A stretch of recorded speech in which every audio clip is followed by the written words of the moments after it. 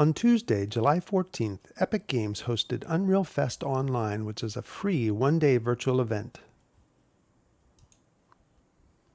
Speakers and presenters from companies like Audi, Fox Associates, Rocksteady Studios, Zero Density, and many from Epic Games came together to present the 50 sessions, which are still available on demand, and if you go to Unreal Fest Online 2020, you will get access to this content.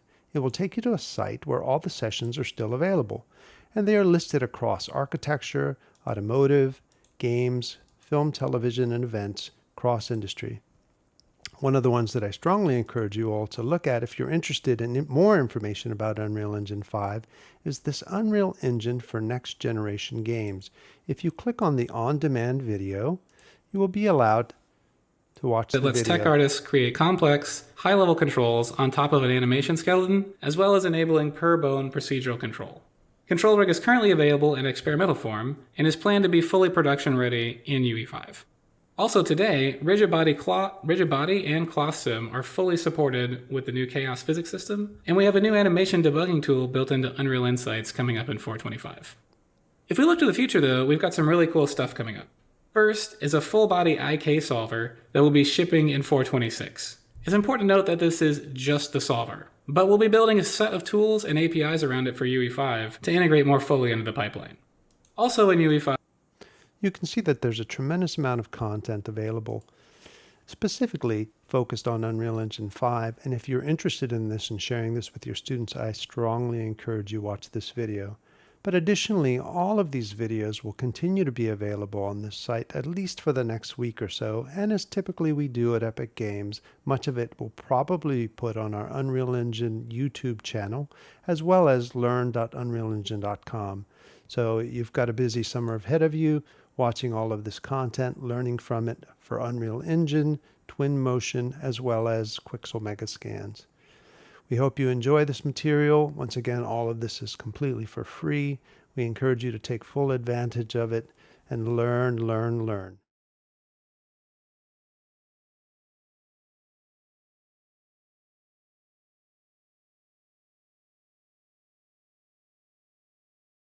Hello, everyone, and welcome to today's stream. We're really excited to bring the stream to you today because we've got some really wonderful guests today. We've got Julie Ghata and Siegel here today, and we are going to be presenting and talking about portfolios and internships, which is a really exciting and interesting topic. And I think that, myself and Mark and Julie and I've had lots of experience as a hiring manager. Mark has had a lot of experience as a hiring manager. I used to teach portfolio at school. And, I'll let Julie and Seven introduce themselves because as you can see down here from their titles, Julie's a university relations program manager and Seven is a student program manager. And, this is a really important topic because we're just kind of in a different world right now. And I think that it's a good opportunity for us to talk about what it means to build portfolios, what recruiters are looking for in portfolios, and really kind of the world we live in and what it means to, if you're, teaching students, if you're working with students about building good portfolio material, what to put in portfolios these days, how to go out and get internships. And the world has changed around us, real time. And, those of you who attended Unreal Fest, you saw a huge amount of content, a lot of different companies coming together. From the automotive industry, the architecture industry, and there's everyone looking for real-time developers these days.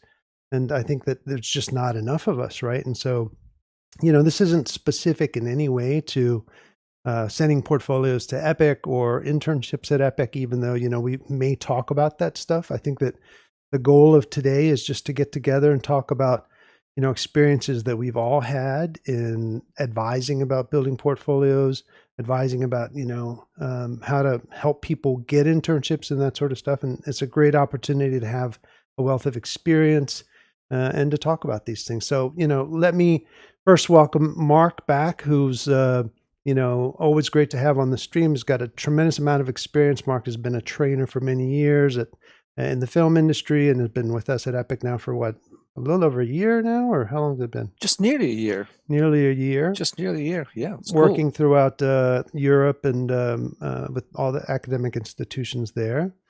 And we've got Julie in the lower right. Would you introduce yourself and tell everyone what you do and who you are and all the fun things that I know but they Yeah, don't?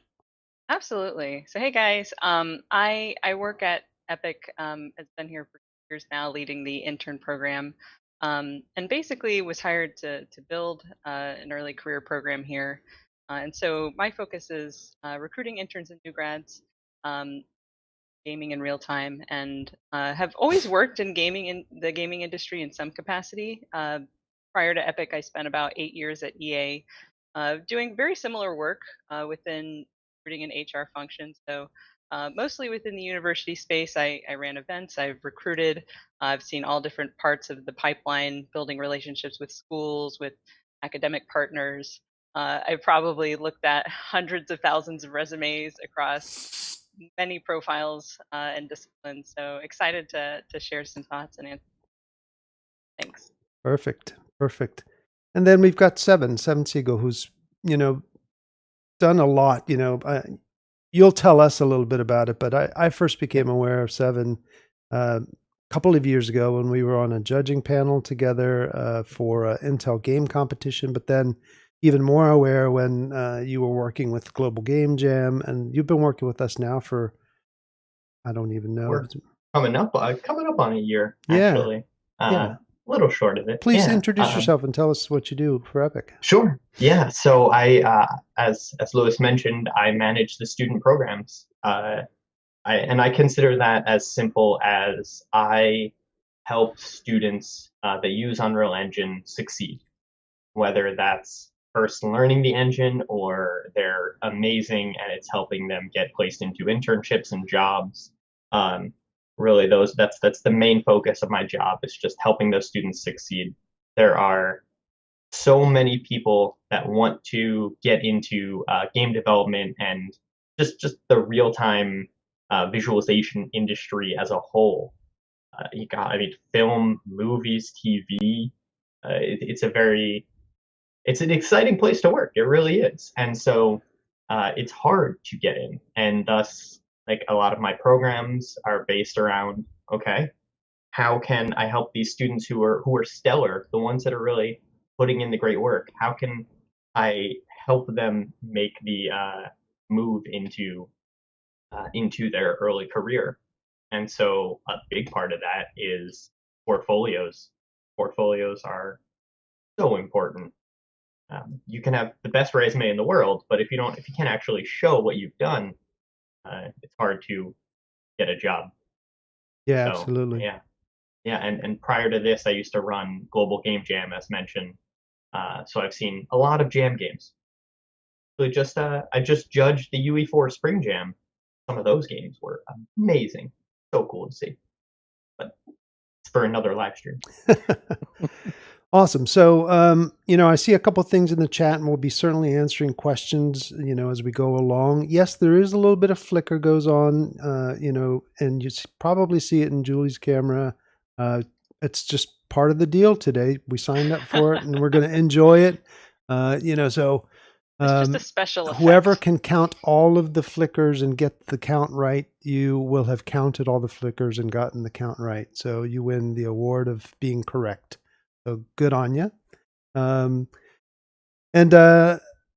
You may also notice that Tom is in the stream. He's in the chat, and he'll be here joining us. He's got a class he's going to teach, not too long from now. So he's not on camera with us, but he is with us, in the chat, and he's with us in spirit.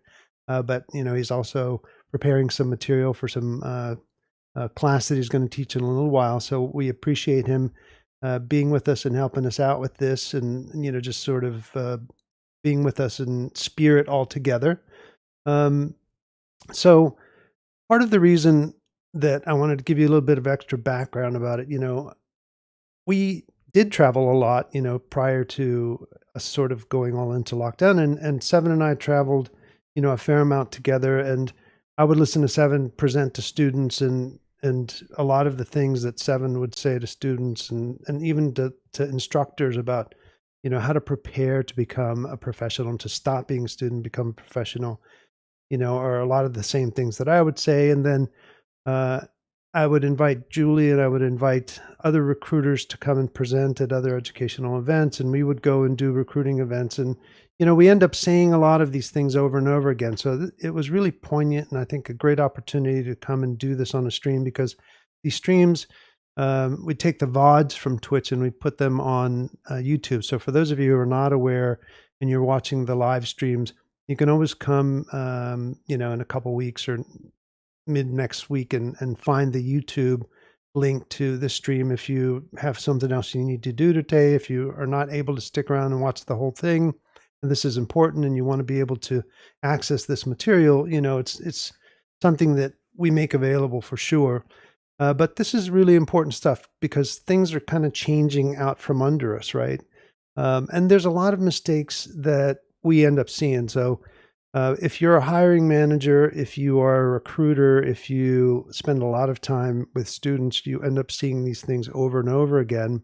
And I think it's because it's the nature of people, right? To say, well, I've done a lot of work. I want to show all my work, and you end up seeing quite a few portfolio mistakes, and you end up seeing a lot of things that somebody should just help and tell people, hey, if you do a little of this and if you do a little of that, and if you learn to self-edit, things get a lot better.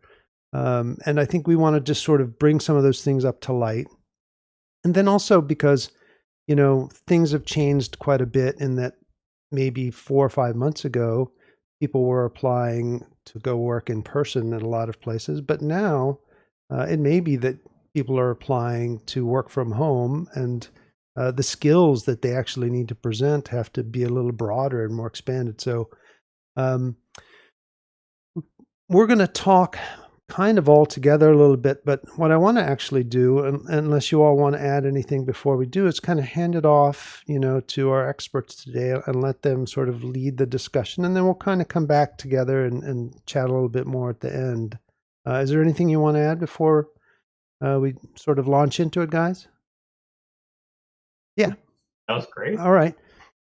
Julie, would you like to kick us off? Yeah, sure. And I can share my screen, right? Let me Yes, absolutely. see if I can put some content up here. There we go. You're on. So hey guys, like Lewis said, we're gonna help you guys get up to speed on just portfolios and resumes and all the things that are cool for both educators and students alike, right? I think there's whole areas where we can certainly start. I love to share always just the recruiter's perspective, because there's just so much that goes on at any given moment during a recruiting cycle. And so I kind of want to spend a moment just on like what it means to recruit. From our standpoint, and just for any recruiter, this could be Epic, I think this could be anybody in gaming. It'll certainly vary by the size of your company, but this is a high volume gig, recruiting for university relations. And students are generating a ton of activity, I think, in a given cycle. Even just at Epic, in the couple years that we've had this program, we've seen as many as like 20,000 resumes just in one recruiting cycle. And this is, we're getting them from all over the place. So, when we say things like decentralized sourcing, that means that we're getting students applying through applicant tracking system, and that's just like our job board online. But there's multiple posting platforms. Usually, university recruiters are posting to individual boards. We're recruiting from various events, so that could be, us visiting a school or doing a remote event to a conference, right?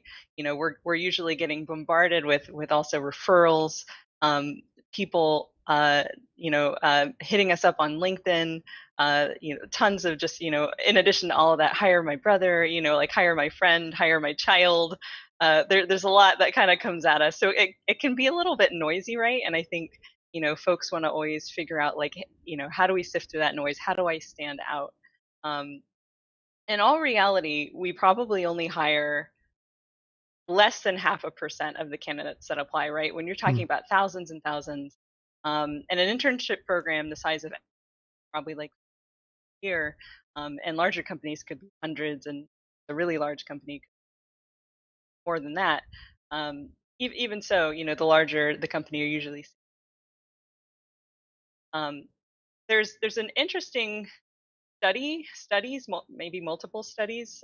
There's been some eye tracking studies done that say that recruiters spend on average 5 to 6 seconds actually looking at your resume before they move on, which might seem totally wild, but it's completely true. And we kind of refer to it internally here as like the 5 second rule, because when you're looking at that many resumes, right, like you have to be able to make a judgment call um, with that amount of time. So that's kind of what we're working with.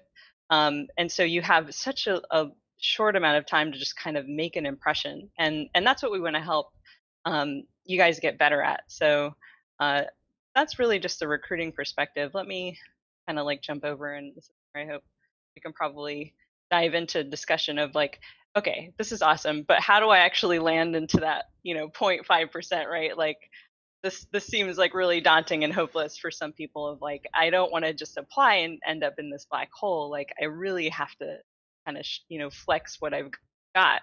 um, so you have to stop that clock, right? Like you have the 5 seconds. That is going to be truth for pretty much I think anywhere that you apply. So you have us for this average of a few seconds. That's what you have to work with. We basically need to go from knowing absolutely nothing about you to exactly what you're good at, not just what you're good at, but why you're good at it, right? Like, so how do you do that? The way that recruiters lives can be easier is for you to basically help us help you, right? Make it easy for us. We don't necessarily want to work uh, for it too hard to understand what's going on here. So there's some certain things I think that can help students when it comes to the way that they present information on a resume. And when you look at this, a lot of it seems pretty straightforward, right? Like a clean visual. You don't want like tons of blocky text of save us time to look at it to understand exactly what you're good at. And I'd say clear focus. This is an instance where and I think we see this a lot. I'm curious kind of what the other folks here think, but we see a lot of students nowadays in these gaming programs who are kind of like in these hybrid skills almost, where they're like, I'm a producer, but I'm also a coder and an artist. Hmm. And like that's awesome. That's okay. Like you can certainly do all those things. But you have to pick one place to start usually, and it's okay if you apply for all of those jobs. Maybe you are really really great at those things, but if you're a like producer, artist, programmer, and you're applying to a tools programmer role, and I see on there that maybe you've done one programming project and then the rest is like the design work that you've done and the production work that you've done, then to me that seems a little less focused, and that might reduce your chances.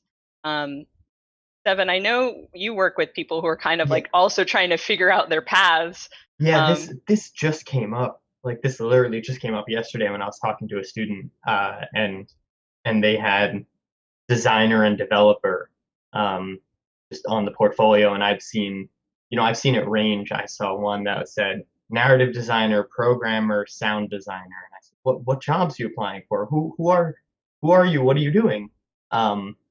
Because I think uh, students a lot of the time are doing small group projects where they are wearing many hats, but then they're applying to companies where um, unless it's a company of like 4 people, where that company is probably not going to hire a junior level role because they're going to want somebody who's great at everything. um, they're going to be working for companies that have very specific. We're looking for a tools programmer, a gameplay programmer, a quest designer, a level designer, and um, helping students find that specialization is really, I think it's a really helpful thing for educators to do, so that students know what they're applying for and where they're going. Because nowadays, what I've seen is students will basically go for a buckshot where they want to apply to as many jobs as possible, broad all the way, and that doesn't quite work because your portfolio, if your whole portfolio is one programming language, why would a company that is focused on using another language want to hire you? And so I tell students to actually consider being specific about the jobs you apply for and not just applying everywhere. And really, because you will apply to less jobs overall, but you will probably go much farther in each process along the way.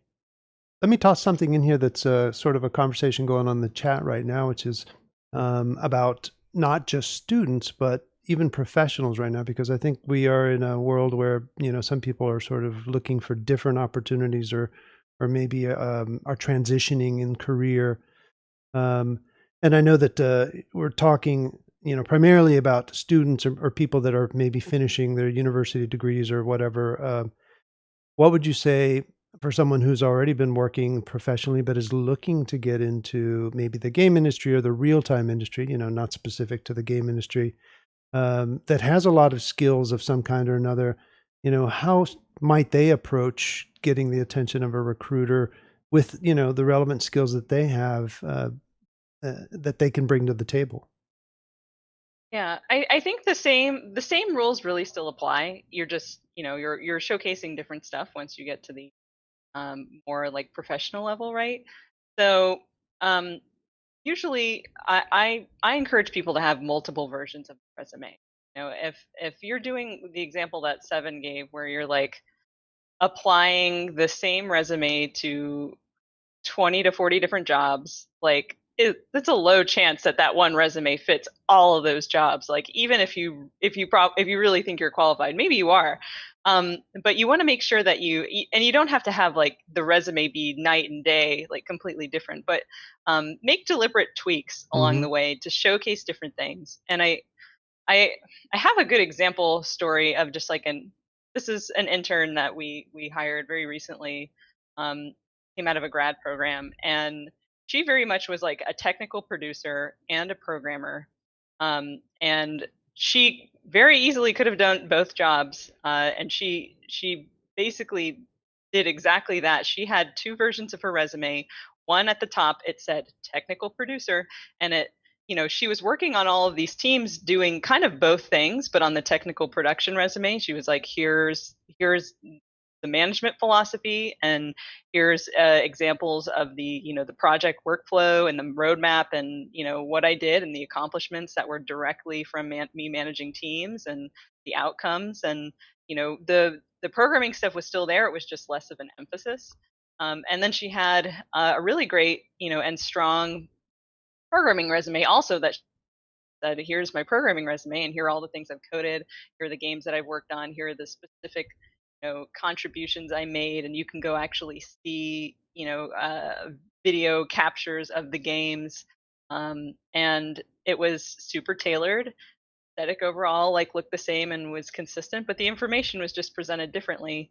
And what ended up happening in her case is we had a production internship and a programming internship open, and I sent her resume to two different teams, both resumes to the respective teams. They both wanted to interview her. They both did interview her, and they both gave her an offer, and basically we let her choose, like, hey, this was really great. Like, we saw the potential in this person because of it. So it certainly is possible.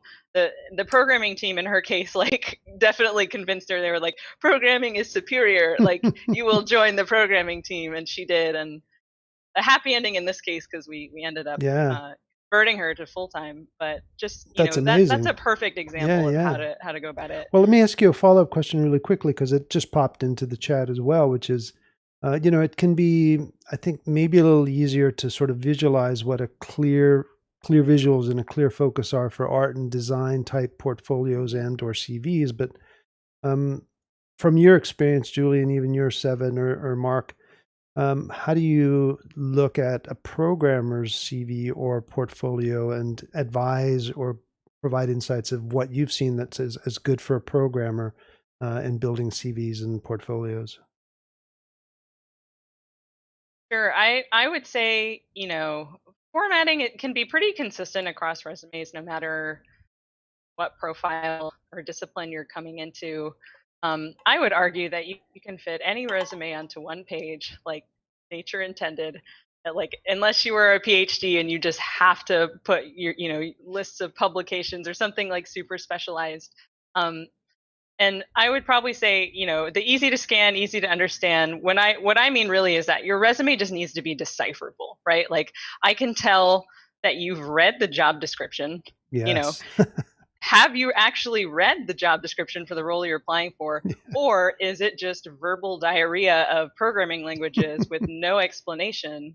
I do them And when I all. see that, you would be surprised, like, truly how much I see this. And it's like, it is not just internships, it is everywhere, where it is just like a block of text of C, C++, like Linux, OS, like random tools, things that I've never even heard of. And then, I see maybe like one thing on that list that is the actual thing I'm looking for.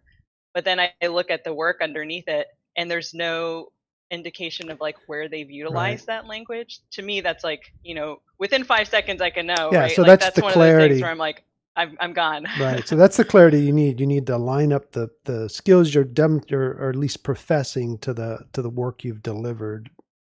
This is such a common thing, honestly. I see, I'll see students, yeah, they'll say, I have, I'll ask them about their C++ experience, and they'll say, yeah, I know C++, and I'll look at their portfolio, and I'll say, where are your C++ projects? Like, you have to show me that you actually know it, by doing, and and then from there, they can show, whether it's gameplay videos or whatnot, and then talk about the programming challenges, talk about how they succeeded on things. Basically, once you, as we mentioned, right, stop the clock. Once you've actually gotten to that point to show, hey, I can do this. And I think that's where the resume comes in, of just, right, we're looking for a C++ programmer. Resume cleanly made, no typos, has the word C++ in an easy to see way. Um, Great. And this really goes to the other question about people who have a lot of experience moving over into games. Um, Relevant experience is relevant experience. Like, if you've been working at an app development firm for 12 years, and you've been managing a team of coders, like, if you're not strictly involved in the coding itself, but you understand how to be a good manager, and you can speak to that experience, that is like, that's good. It's games is not a kind of black box with giant walls all around it. There are many people in games that came from outside of games, for various reasons. One of the things for programmers, if they want to actually show their skills, is to actually make something that works. And it's really important to be able to do that. If you have anything that actually demonstrates a skill, it's really easy these days with the materials we have available in our marketplace and with things like Megascans to just make some sort of a demo. If you have artist friends, work with them. You have designer friends, work with them as well. But have something which actually shows your skill. Yeah. Do you advise that? I mean, do you like seeing GitHub repositories from programmers? Do you go to the GitHubs of programmers and check out their code there or anything like that? Or do you send that to the hiring manager? Is that something that's advisable if you're applying for a tools programmer role or an engine programmer of some kind or a gameplay programmer to say, yes, please submit your GitHub so that we can go and look at your code in that way? Yeah, I wouldn't say that it's necessarily mandatory, and different companies may feel differently. I don't think it's gonna hurt you to put on there, because the managers that I've mostly worked with, if they're not going there, it's simply because they don't have time. But some Right. of them, they may be curious, and if they do have the time, they can pop in and just kind of see exactly what you have in there.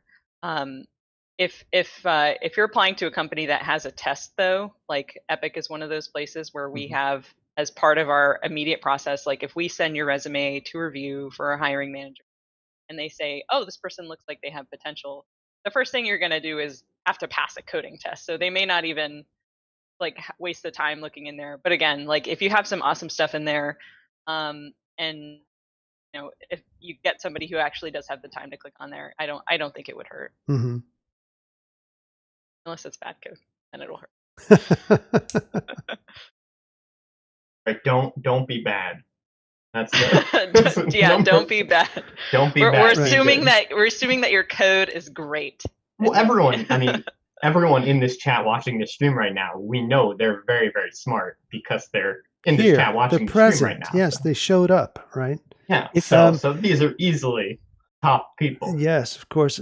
Now, we're still sort of in this first slide of yours here, and there was another question I thought that was kind of relevant because we're talking about people transitioning, particularly in this time, and somebody popped in there that they're older, but they're still sort of in the junior realm of development, right? So do you ever see stuff come in that's maybe from someone who's in their 30s, who's still sort of looking for that entry level, maybe junior animator, junior designer, but they're older, right? And I fit into this because, I had a whole career before I got into, film, television, and games, and I started in my 30s. It didn't hamper me in any way. It was the 90s, so everyone was new back then at a lot of this stuff. But how about now where there is, a larger pool of talent? Do you find that in any way to be a liability for someone to be older and being in that junior pool of talent? Or, I think legally it can, but, do you have any advice? Yeah. Do you have any advice or anything for someone? I personally think that means that maybe they have a little bit more maturity, but what do you think? Yeah, I'd agree.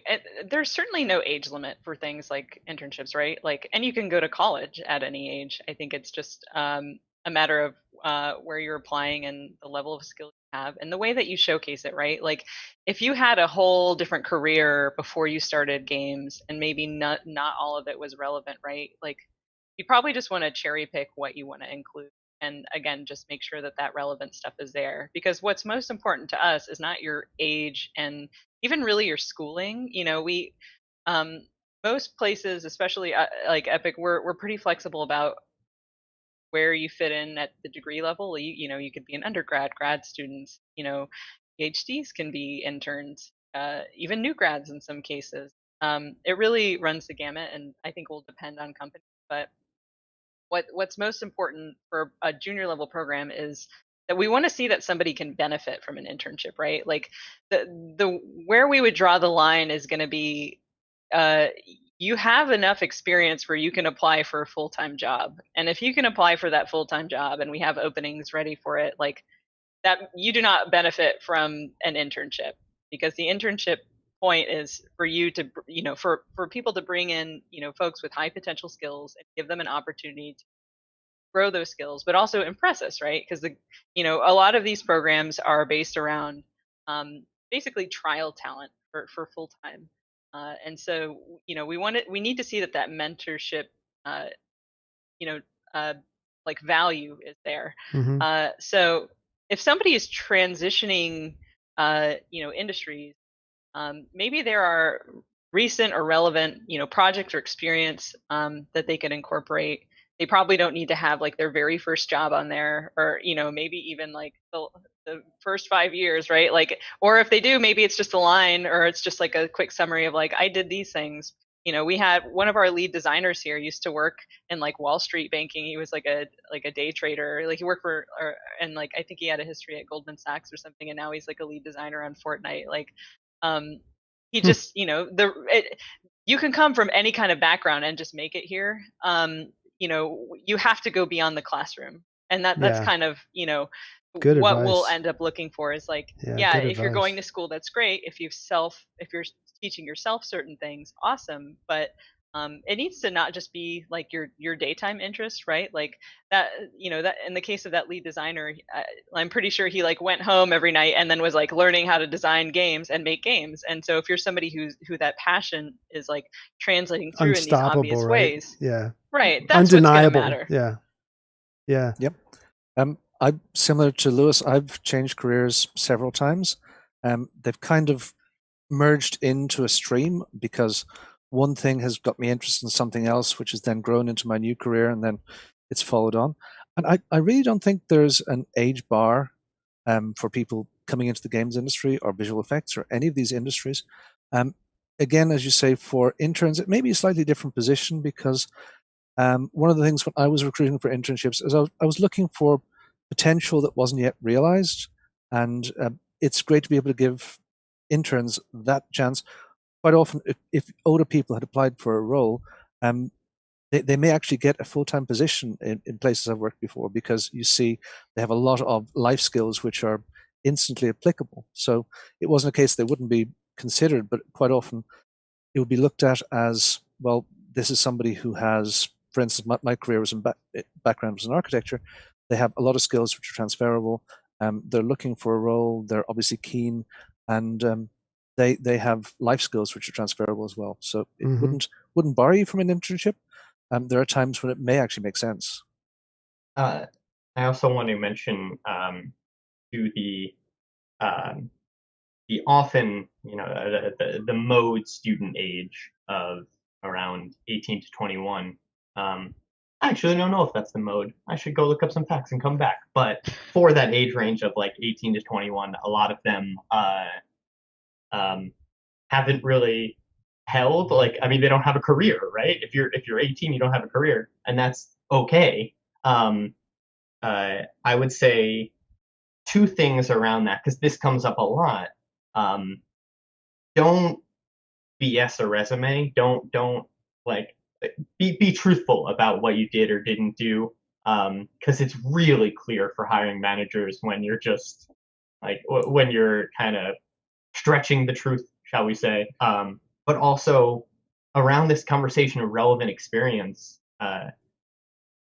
things outside of making games are relevant experiences, and don't be afraid to. I talk to students that are afraid to put service work or retail jobs on there, and that is a job, and you can show that you've held it down, and you can say, if you're applying to a community manager position, and you say, well, I worked retail for 3 years, and I dealt with people yelling at me for 8 hours a day, and like just being able to say, I can work well in high stress situations, or I'm a great team player, and here's some stories of communication and leadership that I did.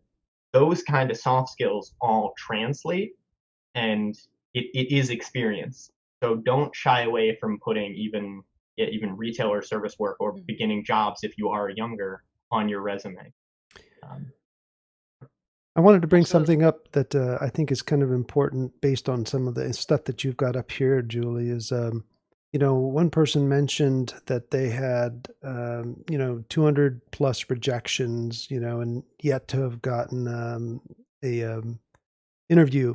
And I think that any of you who, any of us, because this was for me as well, you need to start making some modifications, right? Like, first of all, that's part of the deal, that you're going to get plenty of rejections, but you've got some good things here. Show your best work, accomplishments over responsibility. You need to keep trying different things. If the answer keeps coming back the same, you need to make adjustments. Maybe you guys can speak to some of that, because yes, there's going to be a lot of no's, but then you got to change it up some. And specifically with your last point, show your best work. I've seen so many reels that are just so full of, hey, this is really great, but then a little bit later you're like, well, there's the one that I'm definitely not going to move forward because they just didn't know how to self-edit, or I thought they were really good, but then they put in that, and and now I have doubts, right? So can you guys talk a little bit about that before we move on, or as you're addressing your points here? Yeah, I mean, to Lewis's point, it's super competitive, right? Like, and you may feel like I have everything on this box, so why am I not getting hired? And it comes down to a couple things, and it may just be that there are other people who have more experience, or they're communicating or presenting it in a a better way, or a way that's more relevant. And so, when we say things like accomplishments over responsibilities, very often, like 90% of the resumes that I'm seeing are basically just a laundry list of things that I did or things that I was responsible for, but not necessarily an indicator of how well I did it, right? Or like why I was better than the person next to me at this thing. And that's the stuff that really pushes the people to the top. And for the folks that get selected, they're communicating that kind of stuff. So it's not just that I, built this thing in this language, or I led this team and I was responsible for managing this team as a producer, right? It was like I did this, and here's why I did it better. And here's the outcome. Like, I did it, and the outcome was that this game shipped on time and under budget. Or, I was working on this tool, and previously no one had ever done this thing in this way. Yeah, And now this tool is being widely used by everybody on the team. those are Or great this team, examples. right? Yeah, Or like I completely own this feature from end to end, not just I did stuff, right? Like, right. and I know this language. Like, you have to, it's about, you're bringing receipts, right? Like, you have to show the evidence of not just what you did, That's a but why great it was way to so put it. great. That's a great way to put it. Yeah. And some Evidence. people are, yeah, and some people are definitely shy, but please brag about yourself. Like if you did good work, please show the This is accomplishment. the place, Um, right? This is the yeah, place to yeah. brag I am without being gonna what's the term? boastful. Yes, Like, boastful. oh Yes. yeah, yeah, without being, but oh yeah, that's that line, and that's where you should definitely get feedback on your resume and your portfolio. Send it to people. I want to address two things really quickly. One is definitely get feedback on all your stuff. If you're getting a lot of rejections and you want to change things up, um, ask three different people, and you are going to get conflicting answers. Even this here, if you go like watch another Yeah. talk stream about getting a job, someone else will give conflicting Yeah. advice, and it is up to you to make the call on who to listen to. If you ask your parent and then you ask a hiring manager, the Yeah. hiring manager might know better. But the other thing I want to acknowledge is that, and this is like the dirty secret, but networking really matters. Knowing professionals helps a lot. Uh, I mean, we're talking, right, with 20,000 applications, if you get one that is handed to you by a coworker, that you trust that coworker's, you trust their like bar for what they know is good, you look at that one, and that's stopping the clock right to begin with, because you say, okay, well, I trust Seven, and hopefully you all do. We'll see. But and then they'll look at it right there, and so knowing like knowing people, and that means going to events, whether they be virtual or being a part of community. Really, there are local game development groups. There are tons of Discord servers for various game devs, and you can just meet people, meet friends that will work in the industry, um, and just make friends is my life advice and professional advice. It was a good question that I had an interesting answer for, and I'm curious about you guys. And the question is, how can you tell it's good work? Your work. And when I was teaching portfolio classes, I would always make all of the students in my class specific to what they were building a portfolio for, whether they were trying to be character artists, environment artists, or designers, or programmers, or whatever. I would always make them in classes. They were, starting off, Google portfolios for that particular thing. So if you wanted to be a character artist, I was like, go Google, and then you need to go and look at the top 5 to 10 top hits. And at least not presenting your material at the same level of quality, you're in trouble, right? So maybe it's not even as good as that, but your presentation has to be as professional, right? And so, Google is amazing. A resource for finding out where you sit, I think, in the ladder, because I always used to tell them too, nobody hires students. You have to start, even if you're still in school, competing as a professional. But I'm kind of curious, how you all would answer that question, because I think it's a really tough one. How do you look at your own work and say, is this good enough? Yeah.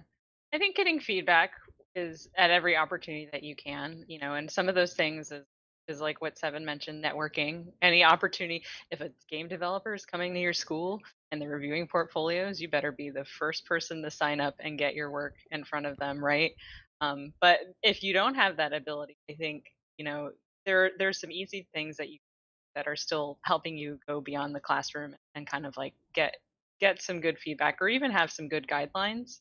um, I think ArtStation is really great if you're an artist. In addition to just Googling, you go in there and you can look at gaming and you can look at trending and what the experts are doing.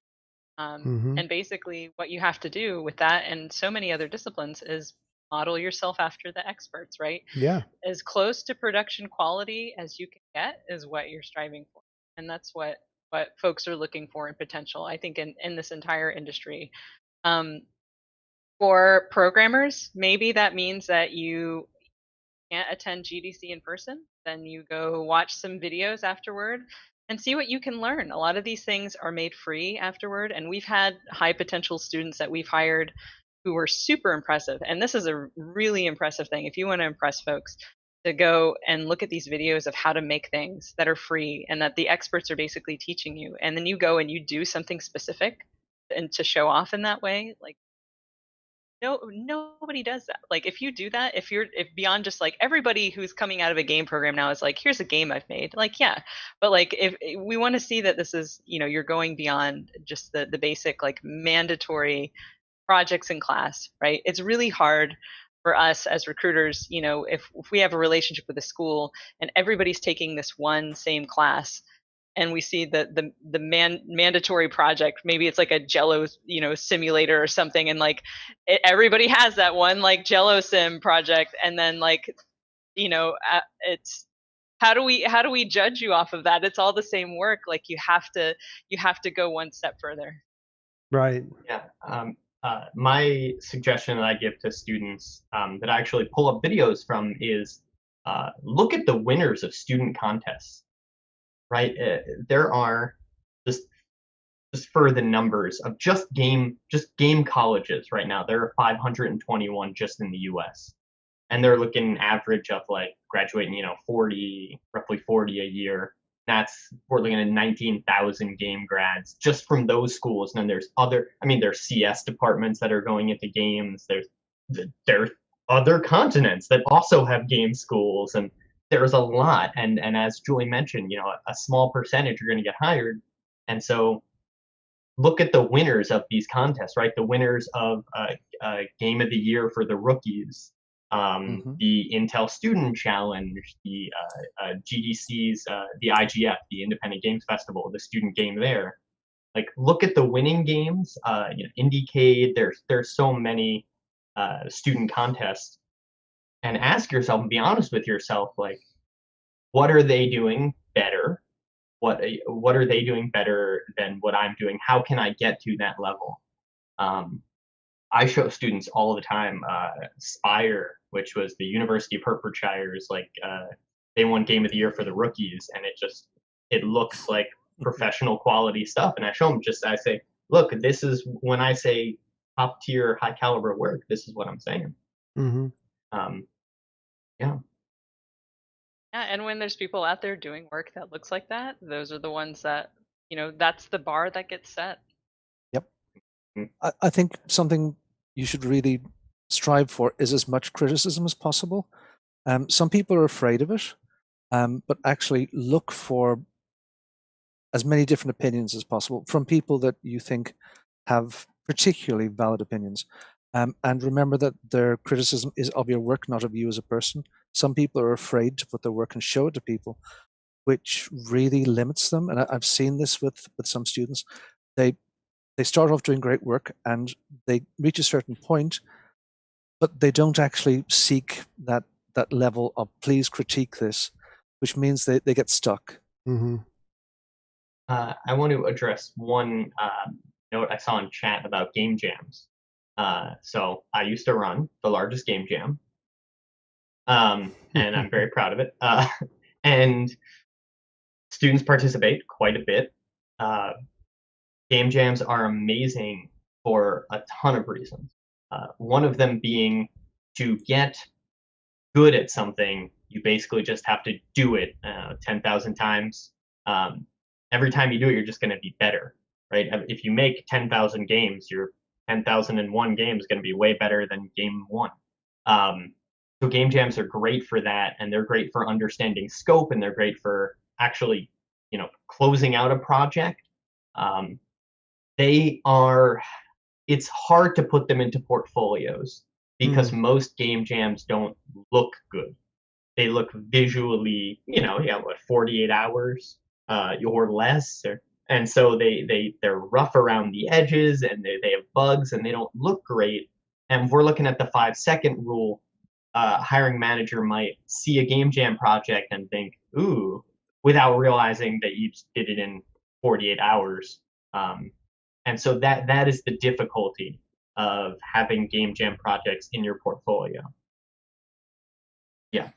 Speaking to the amount of time that work takes is something else which can be important. I've seen on occasions people who do tremendous work, but it may take them 6 months to do a single piece. So at times it's something which not necessarily to put in your portfolio, but to remember this when you do get to an interview is explain the process and how long things take. It can actually help you. Wow, we got off on a really good tangent on that slide. Yeah, I wonder what's the next slide gonna hold. Yeah, the next one. So the next slide is actually all the things to not do. Oh, awesome. So this is the stuff that, after looking at thousands of resumes, I just want to maybe call it a PSA of like, please just don't do things. We spend a lot of time talking about like the awesome stuff that you definitely and this is a little bit for, I think speaks maybe more to portfolios, but also some resume stuff, right? So please don't turn your resume into an infographic. I see so many students who do this, and it makes me cringe every time. My resume is one giant bar graph and pie chart of things that are impossible to read and have absolutely no meaning. And it may look cool from a graphic designy standpoint, but 10 out of 10 managers are not going to move forward with it unless maybe you're applying to the graphic designer who makes infographics.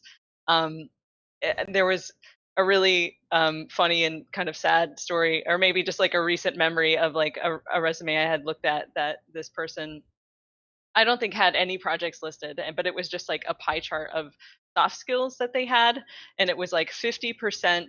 It said like 50% productivity, like 30% organization, like 17% communication.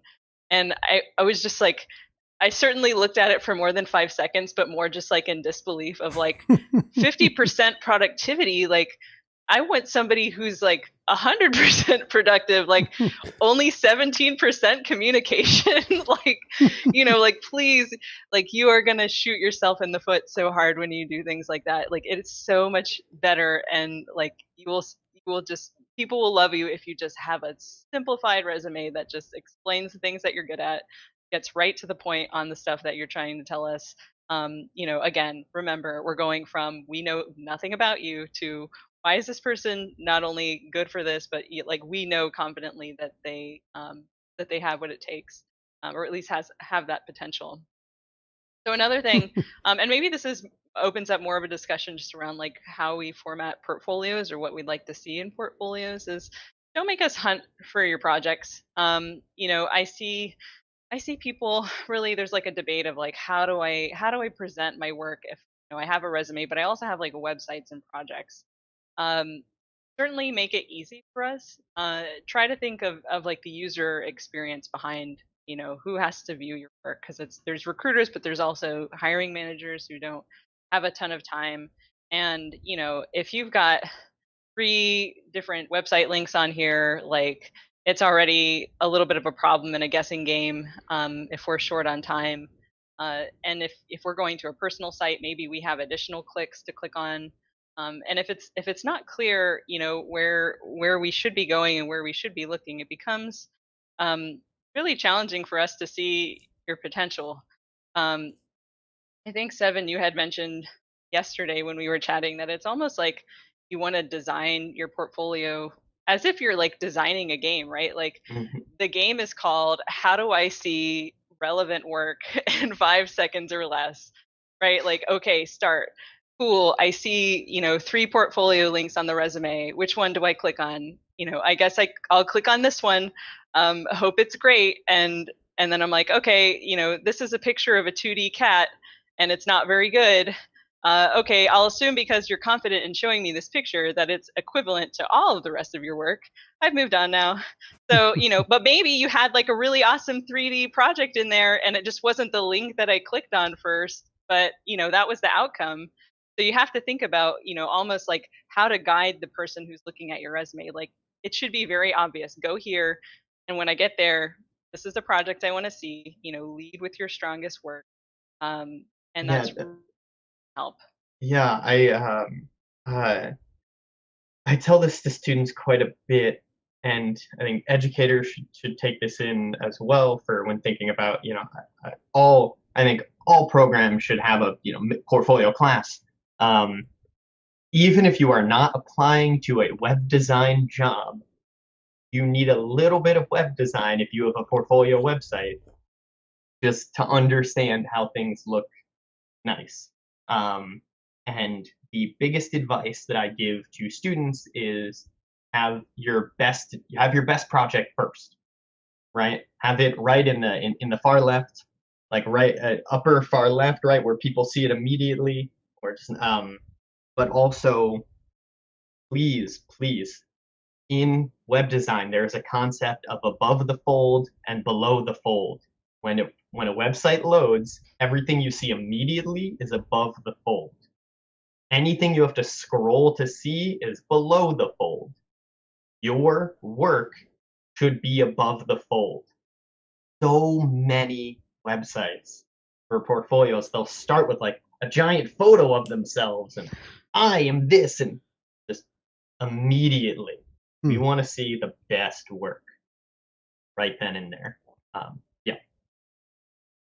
I think that's definitely a really good a good way to look at it. If you're doing a demo reel, or if you're doing something which is particularly, say, for animators, that they need to actually show something which is animated, start with your best work and finish with something which is very strong as well, because leaving a good impression at the end, because somebody may have sat through 1.5 minutes, so they will remember the stuff that they saw at the start if it's particularly good, but also finish on a high note. Yes. Start with good. The middle should be good, and the end should also be good. Yeah. Right. Like Leave you the don't bad wanna mix. out. Yeah, Just don't put that. leave the bad out. When you have the stuff that is maybe like the early beginning stuff that you learn and like it's not as good as the rest, but it's still in there. Um, Managers tend to think you don't know the difference, right, between like the Yeah. bad and the good. So everything in there should really be intentional, right? You should think about it truly. Like, is this going to make me competitive? Is this like a work in progress that has bugs and is not Right. polished? Like, if it Absolutely is, like polished. maybe just wait, or Yeah. it's okay. I would much rather see only one art piece or one game or one designed level that's polished and bug free and like amazing than 10 mediocre pieces or one like pretty good piece and then like 4 really bad pieces, right? Like to me, like just that one thing is gonna will get you there. That's Yep. okay. Like you want to be as strong as you can. Yeah, the way that it doesn't work is that, you're like, oh, I have a character, so I'm going to put my character in there, and I have a level, so I'm going to put my level in there, and I also have 2D artwork in there, and then I also have figure drawing, right? And so no one has the time to go, well, I'm going to go through this thing until I find something I can hire this person for. That's not the way it works. And the other way it doesn't work is that, I did all this stuff for class. I should just stuff it into my portfolio. You need to edit and polish and say, this is what gets me work. This is what presents me as a professional, not what I got a B or an A on in class, and that's what makes up my portfolio. It is, you're competing with professionals. Even if it's for internships, in many cases, I think, and that ability to self-edit is critical. Yep. I think one of the things I've seen on occasions, I've interviewed people who've had a very strong portfolio with maybe one weak piece in it, and they've come to an interview, and you go through and you ask, what about this piece? And they start giving you excuses, and that's a red flag, because why have you put it in here if you know yourself it's not good? That's a real thing. Another thing to consider is with your best work, it should be your best current work as much as possible. Sometimes you think, well, this was the first 3D model I did and I thought it was awesome. Yeah, it was awesome 2 years ago, but now you've come a long way, and it probably isn't your best work now, even though you've got an emotional attachment to it. That's also one thing, that the emotional attachment. Yeah, be critical about your own work, and don't do.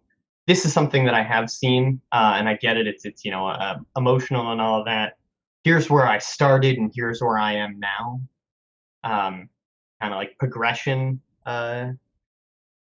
Just don't show us where you started, right? This is like, we don't want to see all your work. We want to see the finished product. It's not like a question in math class. You got to show all your work.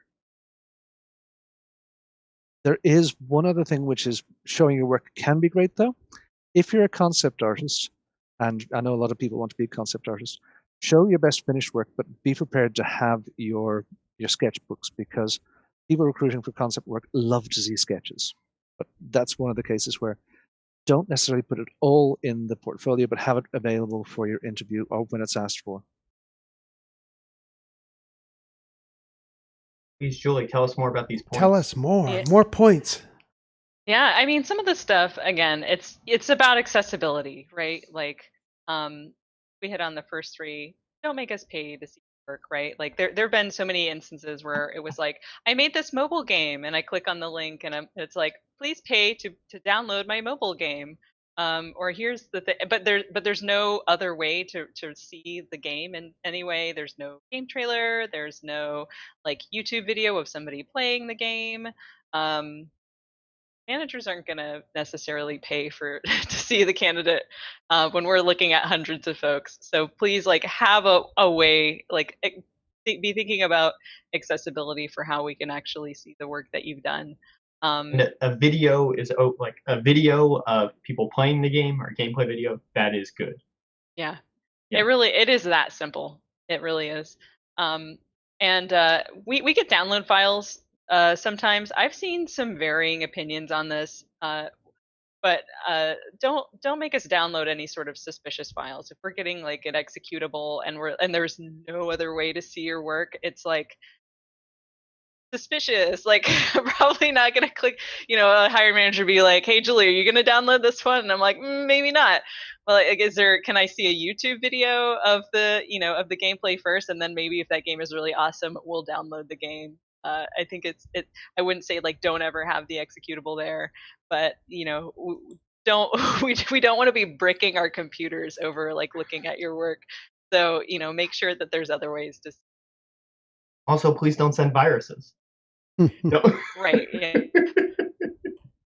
I get so many troll like resumes and things also that are just, when you're working for a company that has a big enough name, sometimes you just get these things. I'm like, this is obviously just a joke. So sometimes that just makes our day a little bit more interesting. Yeah. But we hope that you're taking it seriously. So I'm gonna pivot a little bit. Lewis, I know that this was a question that had come up of just like modern times now is like COVID, but it's like so many other things that are happening in the world. Um, so were there any specific areas that you wanted us to just kind of like touch on Yeah, yeah. immediately? So I think that what would be really good is to talk about what it means to work from home and additional pipeline skills that you would recommend that anyone, watching this, whether it's live here during the stream or maybe afterwards when it ends up on YouTube, you know, but it's one thing when you work in a studio and you get to check in your work or walk over to somebody and talk to somebody or any of those things, but so many people now don't have that personal connection or the ability to work so closely with someone. What kind of things do you need to put into a resume or a portfolio that suggests that you can collaborate better, that you know how to use pipeline tools like things like Perforce or Jira or Shotgun or whatever? Is that helpful at this point so that it looks like you can hit the ground running? Can you share any relevant experience about that? Yeah, for sure. And I think it might be worth noting just how what it actually means to work at like an internship or even a full-time job during this time, because there's so many things that are changing, and I think we're all of us are just still pivoting very quickly as every day it feels like it's like bringing a new like challenge or hurdle. So what do internships really look like now? I think there's been quite a range of how people have adapted, and Epic has adapted one way, but I've also talked to counterparts in the industry, a variety of schools, companies in and outside of games. What are you doing? How are we approaching? A lot of us even meet in calls and roundtables to decide just kind of how we want to adapt. And so it's interesting, in that we're you know to a degree there's kind of like a little bit of a unifying sense of how to approach some of this, but um, in a at a high level, certainly, expect projects are going to look a little bit different. There's mostly remote roles now, or maybe some hybrid. Although most of the folks that I've talked to are entirely remote, maybe remote for some time. So the Mm. environment that you're going to be in is not going to be normal, right? Like you're not going to be able to just sit in a pod with a team and be able to tap somebody on the shoulder like, hey, can you help me with this? Let's go grab lunch. Like there's so many things that are inevitably going to be harder now, um, because you just aren't physically there in person. However, folks are still hiring, right? And we're making it work, and it's just kind of for us now adapting to this new normal. Right. So in terms of projects, um, you can see all different things. You can see, I think, some hybrid of collaborative work and some people who've taken more of an independent work approach of like, we're still going to try to mimic as much as we can this original setting of internships. And we'll still have a mentor here. But you're just going to have to like work a little bit harder to stand out. And it would be probably beneficial if you knew some of these tools because managers might have a harder time training you. Hmm. There might be this other approach that I've seen a couple teams and folks do where they're just putting you more on like these independent projects. So maybe we're hiring somebody who is we just are confident is a little bit more autonomous, and we can give them something that basically is like more self-contained, right? So you can just go off and maybe the mentorship isn't as heavy. And you can just kind of make progress on your own, and the environment can be more of just like we're here to just check in on you, right, and give you some advice and consult with you along the way. um, and then I've seen some places do, and this is mostly from the schools that have been promoting this. I haven't actually seen these get executed yet, but they're calling them like micro internships, which I think is like, the market is tight.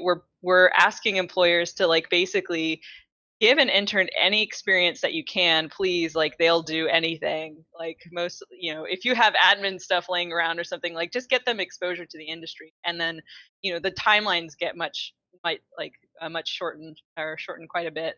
So that's something else that I would see to expect change in. The timelines are certainly have been uh, different for the summer. I've seen some folks within gaming who've shortened their timelines, meaning we started a little bit later, and the internship was like 8 weeks instead of 12 weeks, which was normally a 3-month internship.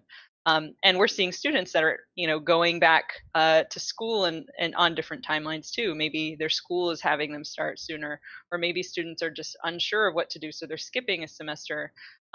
So there may be companies out there that can hire you on a different timeline. There may be students that are available on a different timeline, but we just can't expect it to be normal. And I would just keep an open mind that there's always going to be kind of like this pivoting nature to how we kind of approach things. Get really familiar with these tools like Zoom, with Slack. Right. The primary ways that people connect. I think it's certainly going to be tougher for folks that are traditionally introverted to make connections, and programmers looking at you, this is overwhelmingly you guys. Like, it's going to be hard. Like, the teams aren't really used to even just kind of like having to do this normally. I think we were all very much in this sort of reactive mode at the start of March, when it's like a lot of people go remote, of just how do we maintain a basic like functionality of of like the productivity that we have. Like, can we get to 75% productivity? That sounds amazing. We have families and children and various stressors at home. So trying to think about how to make company culture in a remote environment is also just like this interesting approach. So basically, what I'd like to say out of this is that when I talk to interns now, uh, as we're recruiting them, I very much communicate the expectation that they're in the driver's seat. And so what that means is, whereas they normally would be in person, and for a lot of internships, there's this baseline of kind of like hand holding, of guidance, of mentorship. Um, and there's still that for a lot of places, but you're going to have to drive things a lot more on your own than you would have previously. And what you put into an internship experience, whether that be in person or remote, is really going to determine what you get out of it, right? Like, it is almost like this choose your own adventure of like, do you want to just be the person who's just kind of like sitting there and tasks are assigned and you're like doing the task and then it is completed and then the next task comes? Like, that's an okay internship. Like, you might have a good time and learn some things, and like your team might be like, yo, you were cool. But like, that's not going to be necessarily the impressive thing. The impressive person is the one who's like, I'm looking beyond the initial path of tasks that I've been assigned, and like, even though I know that the people around me I've never met and I'm never going to see face to face, like, you have to kind of come up with these creative ways to kind of to meet people anyway and to stand out, so that the biggest fear, I think, with a lot of students now, and with even our current intern group, is like, I don't want to just be this name on a screen that Right. disappears in the background because no one ever knew me and I never made any effort to like set up a Zoom call and try to get to know people. So when I think about skills, really, what I'm trying to, I guess, like, evaluate of like what's important now, and maybe kind of jumping into next slide of like what's important now more than ever, is really mostly going to be soft skills, right? Like, I don't think there's a Hmm. ton of hard skills that are going to change. Like, the requirements, I think, are very much the same within gaming, of like, we look for these things for these profiles, and the way that you present skills is largely going to be consistent. um, where I think you're going to probably have a competitive advantage is once you get to that interview phase and you want to display that extra element of maturity and autonomy, and this sort of like element of, I can be a self-starter. And if there's a way that you can translate that on paper, maybe there is, like, please do that. Maybe it's the lead roles that you took on something of like, I totally own this thing and I could push this thing forward. you know uh, Evidence of teamwork and collaborating with others is really going to be important, because um, you know you have to kind of push things forward. And if you're just kind of the person sitting here waiting for somebody to come tap you on the shoulder and assign you something, um, again, you might not have as much of a rich experience as the person who's like, I know this may be uncomfortable to like go introduce myself to these people that I don't know in this intimidating environment where these folks are very senior and this is AAA and I'm scared, but you do it and then you realize it's not as scary, and then you're better for it, right? Like you have these connections that you've made. And again, it's just, this goes back to networking, right? Like if you're doing these things already in your spare time, which I think you can as probably practice for your, during your job hunt of putting yourself out there, then it becomes far more easier once you actually start the internship, stand out, and to kind of like forge these connections. Right. I'm curious Right. if you guys have, other opinions on this as well. Yeah, I want to reiterate because I feel like this was not given the gravitas it deserved. Learn how to use source control. Learn how those programs work. Perforce, get any of them. It helps if you know the one that the company itself uses, but that was always super true, but now it is true just completely. If your version of source control was just Google Drive links or zipping it up and sending it as an email attachment, um, like that won't fly, and it is just being used so much more heavily now that everything has gone virtual. So understanding how that tool, understanding Jira, understanding Slack, understanding Google Calendar. I am actually every time I meet with a student, I make them send me a Google Calendar invite, and so many times I hear back, uh, I have never sent this before, but I'll learn. And only one time did I get from a student, I've never done this before, so I won't. But I know, right? Anyway, learn all the extra surrounding tools that are being used, especially in this new remote environment. Remote being just not in the office, right? We're all working from home, various places of home. And, Yeah. and I would say that those things were always important, right? Anyway, like somebody who Yes. knows Perforce coming into an organization that uses it, like if you know it, great. That's one less thing we have to train you on that like becomes much easier, and your lead will love you. But like now more so than ever, if you can reduce training on certain elements, like that is just one less headache for people. Yeah. Another point about the current situation, I actually know several people who have moved jobs with years of experience, and they also find it difficult to start a new job in this current situation. So be aware that I know that quite often interns and people in their first jobs feel a little bit like a fish out of water, and this is going to make it a little bit more difficult for them.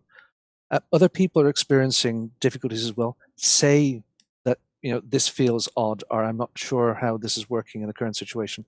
It's one of the things that people with more experience will be able to do. So when I did my first 10 jobs, I didn't experience this kind of thing. Just if you're finding something hard, say it.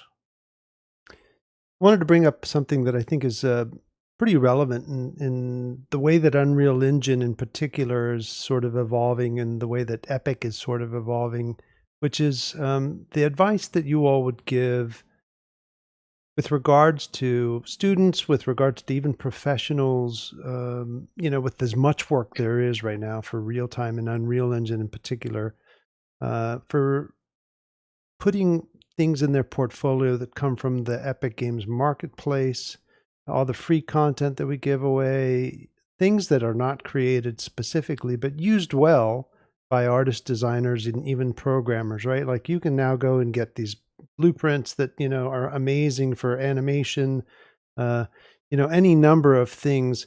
What are the best practices that you recommend for citing things that you don't specifically create, or that you get from marketplace, or that you migrate out of an Unreal project and put in yours that you didn't make, but still you used effectively, or you tech arted to the next level, or whatever the case is? What advice would you give to this group or anyone watching this after the fact?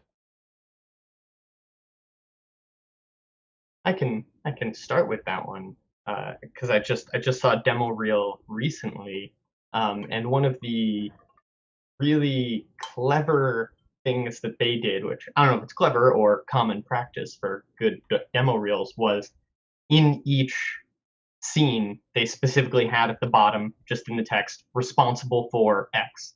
is responsible for everything, or responsible for everything except modeling, or responsible for rigging, texturing.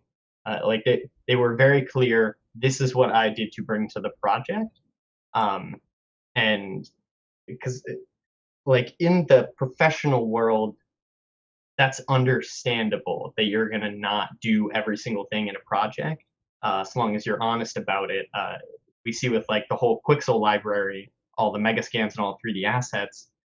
Professional companies, right? They don't take their artists that they're paying very well and say, all right, you focus on the grass. They could just buy a grass texture and save hours of time. And so those companies do that.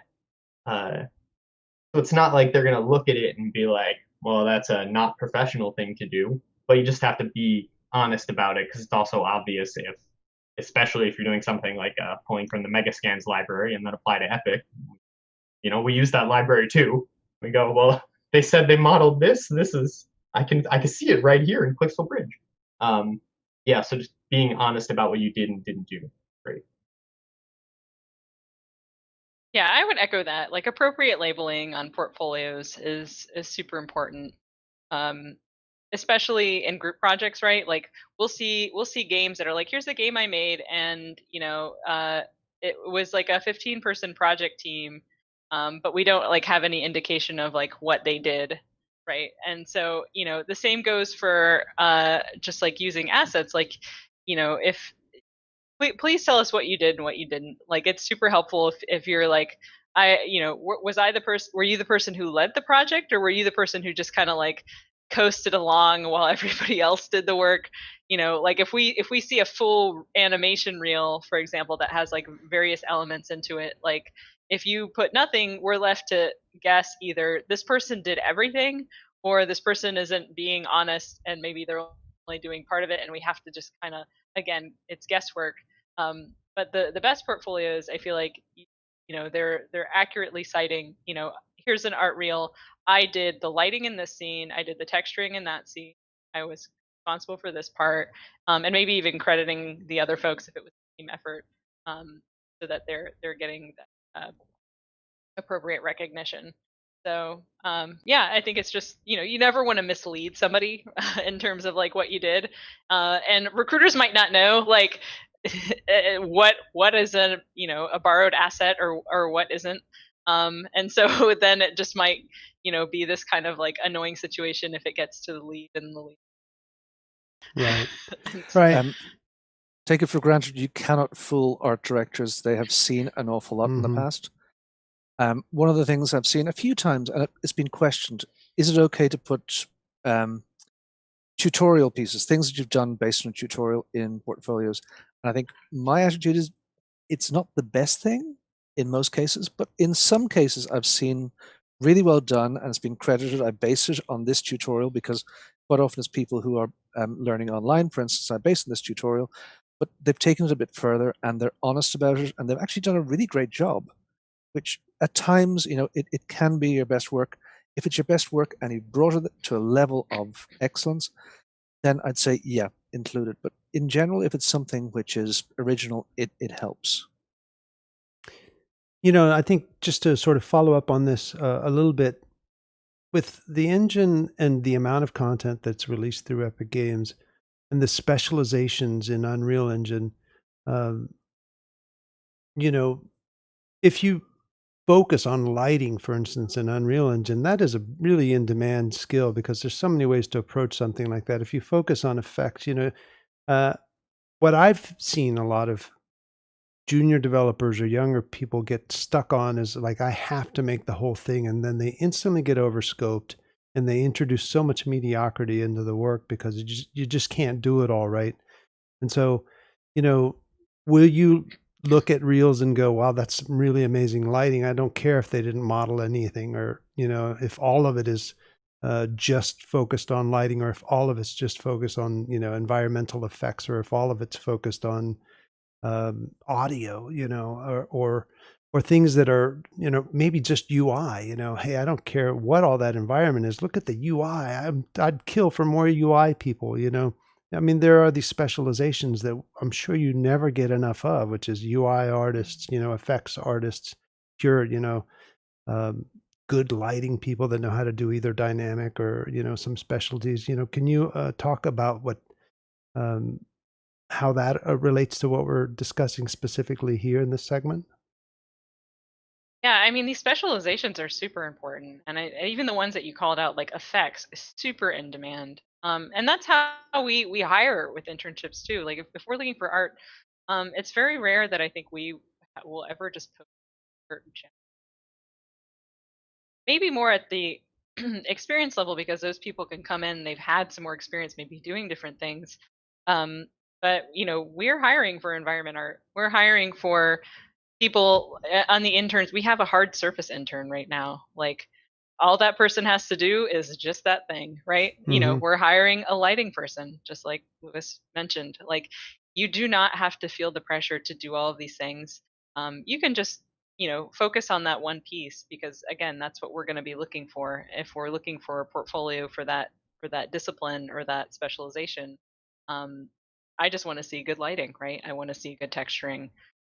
So I know it becomes a little tricky because there's not necessarily, when you're in the academic setting, they don't really go that deep or that specialized, especially on the undergrad level of like, there are not tracks, right? So I think, it might be up to make a call.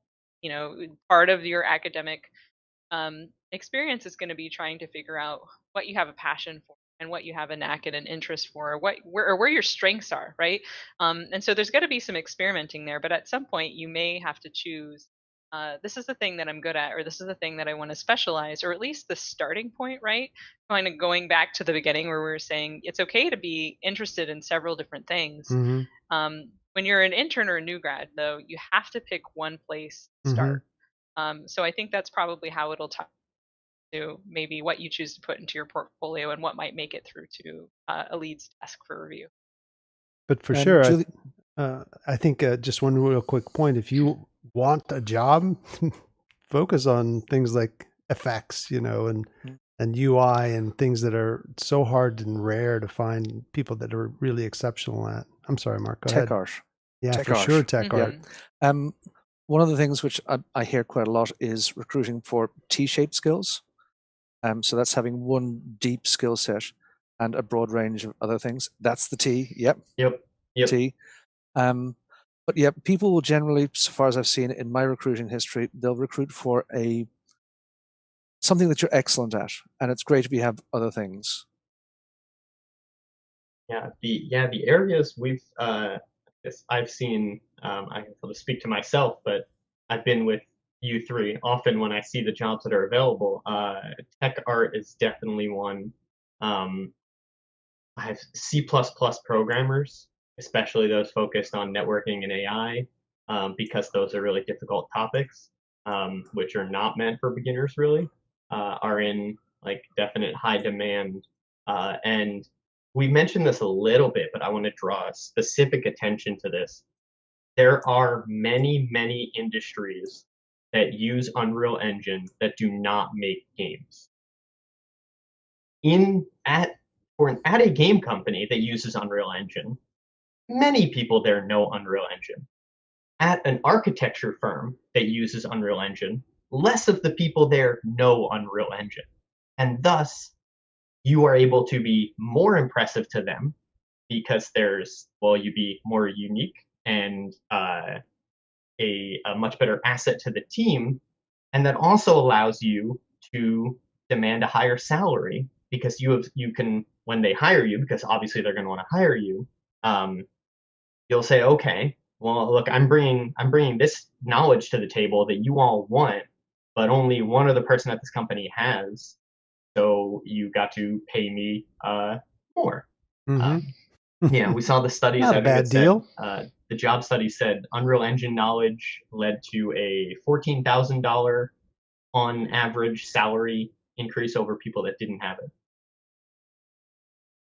I think as well for anybody who's working in Unreal, having some level of technical understanding and being able to use Blueprint and being able to do a certain amount of almost making your own tools. So technical art is like lifting that to another level, but being technically able to do things will actually increase your productivity and make you more valuable as well.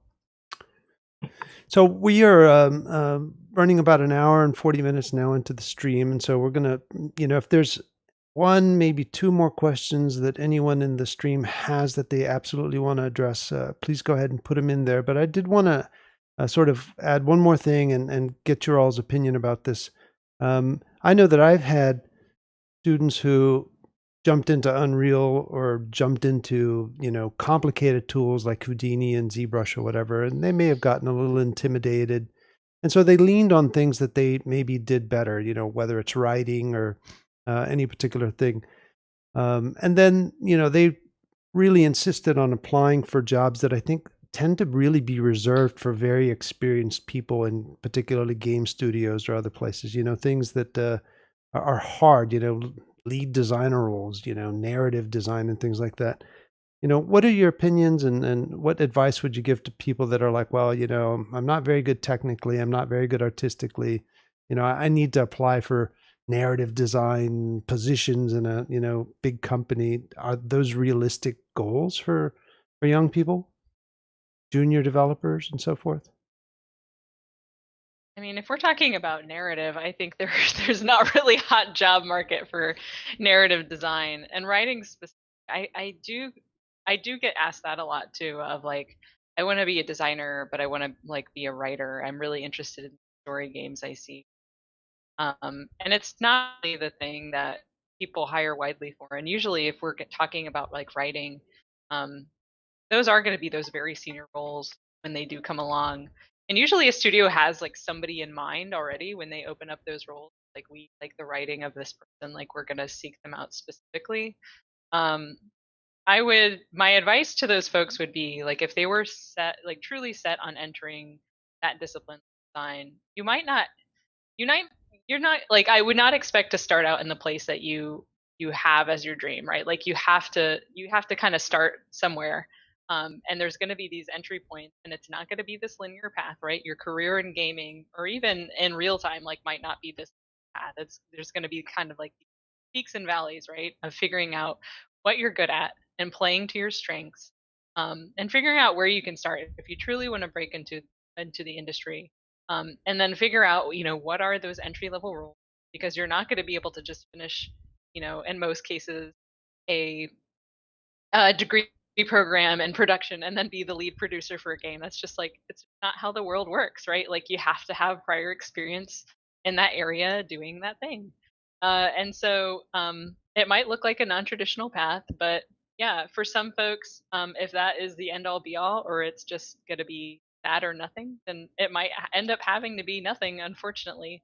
But if you're super determined to kind of break in, you have to start out, maybe glamorous stuff, and kind of honing your skills and learning.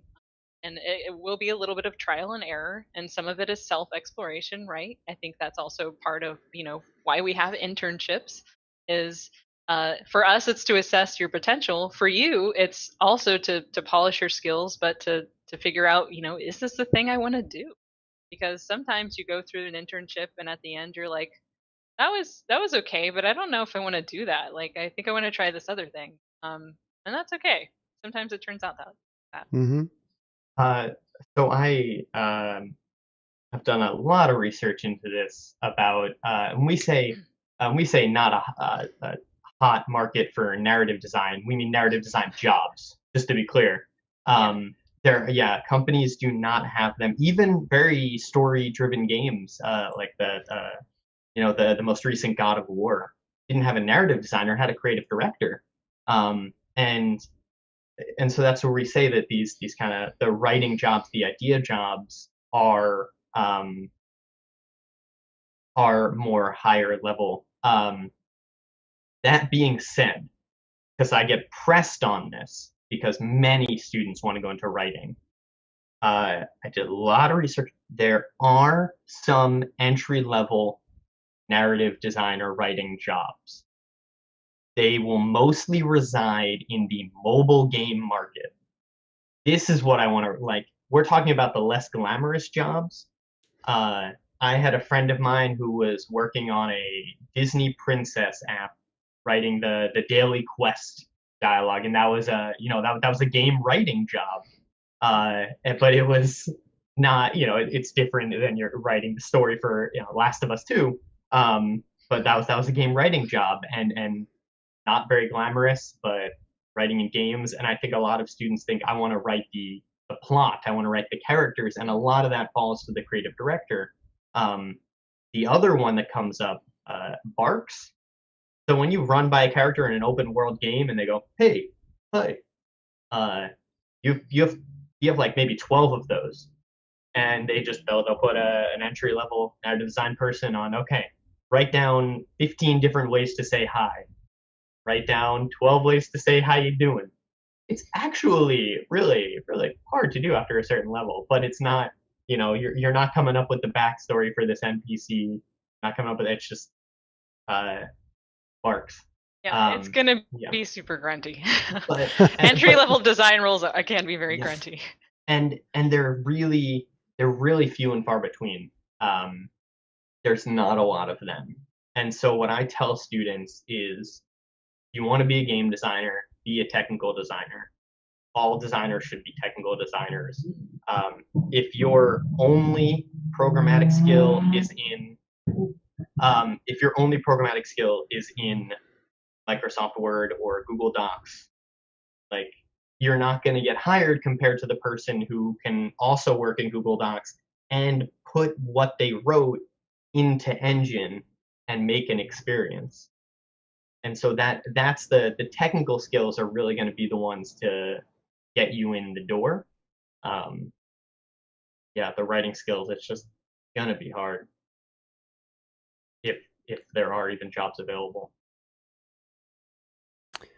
Well, we are about to wrap up, but I want to give an opportunity for Julie, Seven, and Mark to provide any final thoughts as we close today's stream, and remind everyone that the VOD will be available, and that in a couple days this will be available also on YouTube, so that you can rewatch all this great information that everyone's sharing. Ladies and gentlemen, anything that you want to add? And others? Two things. First is, the best way to get a job is to show you can actually do the job, whether it's in film or in games or in architecture or anything else. So demonstrate your skills. And the second thing is persistence, and keep on trying and keep on improving your skills.